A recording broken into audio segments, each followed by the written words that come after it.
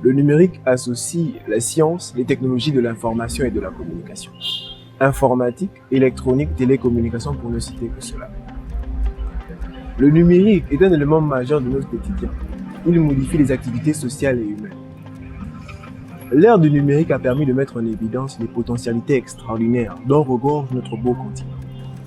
Cependant, en quoi le numérique est un levier de développement de l'Afrique de demain? Pour tenter d'y répondre, nous irons à la rencontre des personnes qui au quotidien implémentent des actions dans ces secteurs. Donc on parle de transformation dans le numérique et nous avons la chance aujourd'hui d'être reçus par Monsieur Charles Boukinda. C'est à la fois un honneur et un plaisir. Alors, Monsieur Charles Boukinda, vous êtes un homme aux multiples fonctions, aux multiples casquettes. Vous êtes aujourd'hui membre du conseil d'administration pour UBA Gabon et en même temps cofondateur et gérant de la structure Digitech Africa. Madame Josiane Matenet de Longueur, animatrice de conférence et responsable de la structure 3MJ Consulting. Alors déjà, quand on parle de transformation numérique, qu'est-ce que ça vous évoque? Alors, ce serait bien déjà de s'accorder sur la définition du mot numérique en opposition à quelque chose de physique.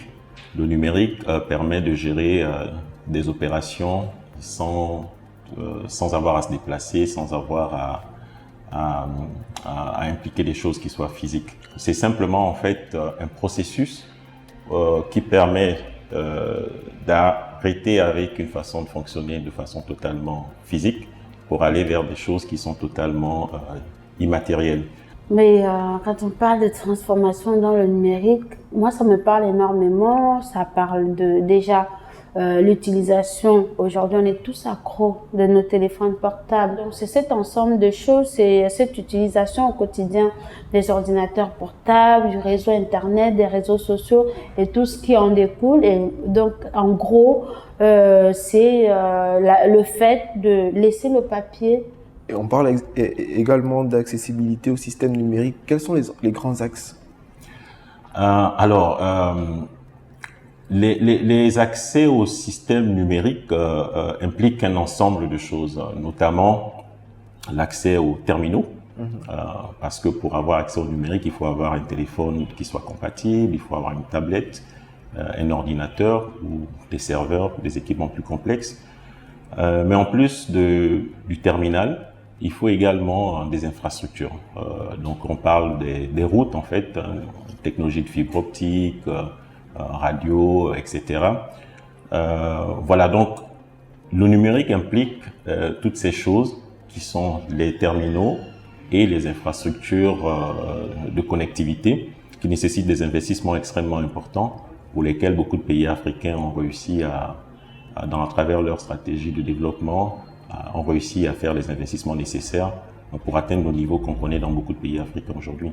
Donc toujours en parlant du facteur environnement, est-ce que l'environnement est adapté aux situations de travail actuelles? Est-ce que l'environnement du numérique actuel est adapté aux différents secteurs de travail? Je peux dire oui et non parce que oui, pourquoi? Parce que il faut dire qu'il y a un positionnement du Gabon par rapport à d'autres pays pour tout ce qui est par exemple de la connexion internet, l'accès au téléphone portable, qui est l'élément qui permet aujourd'hui de pouvoir interéchanger.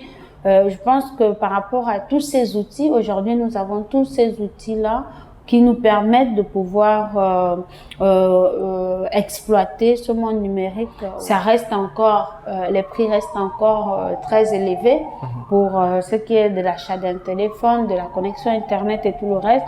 Mais l'écosystème travaille favorablement pour essayer d'améliorer les conditions d'accessibilité pour toutes ces personnes qui souhaitent saisir l'opportunité qu'est le numérique.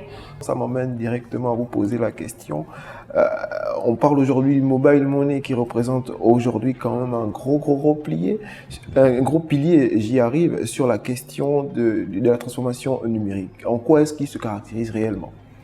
Alors, pour parler du mobile money, j'ai envie de dire que pour une fois, l'Afrique a des leçons à donner au monde entier.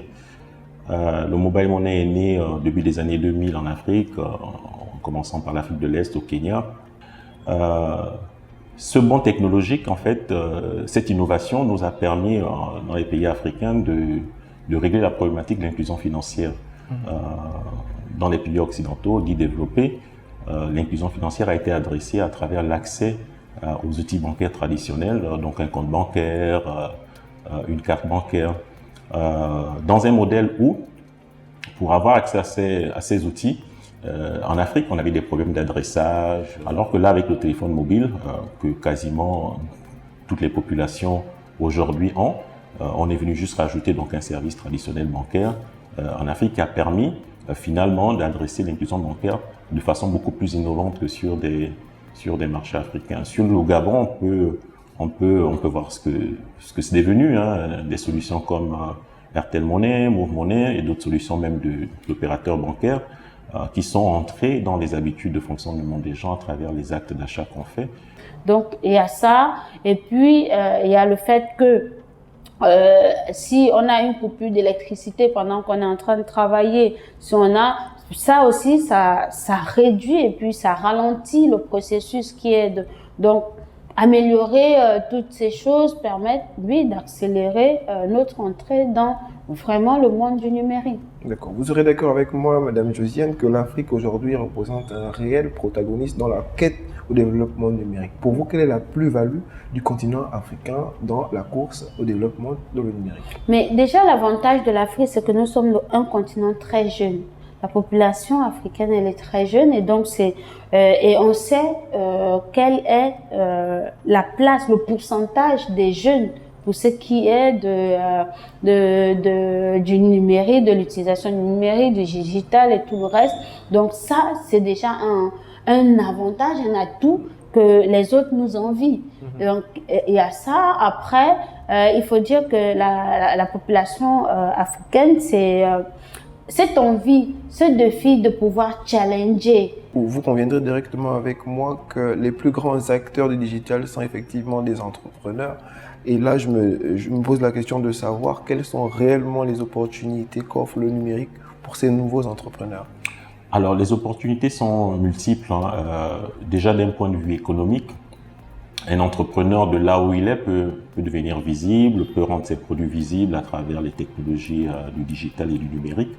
On peut vendre ses produits, les livrer à travers le monde et se faire payer. Donc, d'un point de vue économique, voilà, c'est un apport qui est vraiment extraordinaire. Après, il y a des opportunités qui sont aussi plus structurelles. Il y a des opportunités d'un point de vue réglementaire, en fait, hein, qui vont amener nos régulateurs en Afrique à s'adapter aux changements, aux nouvelles tendances qu'apportent toutes ces transformations digitales. La deuxième chose, la transformation digitale nécessite d'investir un peu sur ce qu'on appelle la gestion du changement. Il y a tellement de choses à faire, rien qu'en étant assis avec le numérique, donc on a le e-commerce, vous avez la possibilité de devenir community manager, vous travaillez depuis chez vous, vous avez tellement de choses à faire que le numérique, il y a tellement d'opportunités vraiment que saisissez votre chance, quoi. C'est juste, et ça demande juste un peu de volonté de formation. Nous arrivons finalement au terme de notre entretien. Que doit-on retenir en ce qui concerne la transformation dans le numérique, Monsieur Charles? Alors, je vais être très bref. J'ai juste envie de dire, aujourd'hui, la transformation numérique, transformation digitale est inévitable. Qu'on soit un apprenant, qu'on soit un travailleur, qu'on soit une organisation, qu'on soit un entrepreneur, on ne peut plus vivre dans notre monde et progresser sans le digital, sans le numérique. Si on veut aller en contre-courant, on prend le risque de se rendre compte que le train est parti et qu'on est resté à la gare. Madame Josiane Mantini, en quoi le numérique est un levier dans le développement de l'Afrique de demain? Mais parce que le numérique offre beaucoup d'opportunités. On a parlé tout au long de cette émission de quelques opportunités qu'offre le numérique, mais il est clair, c'est vraiment tellement clair. Aujourd'hui, on parle de crypto-monnaie. Si vous n'êtes pas formé à la crypto-monnaie, je suis sûre que dans quelques années, vous serez largué. Si vous n'êtes pas formé à l'utilisation responsable, parce que je reste encore sur l'utilisation responsable du numérique, une chose est claire, c'est que le train du développement va vous laisser. En somme, le développement de l'Afrique de demain passe par une économie numérique dynamique et tous les aspects qui vont avec. J'espère que vous avez pris du plaisir à regarder ce reportage écrit et réalisé par Nicolas Mpumba, produit par NXF Film. Quant à moi, Elou Aïd Animateur 2.0, soyez chaque jour la version améliorée de vous-même, soyez 2.0, mais pas l'animateur. À la prochaine.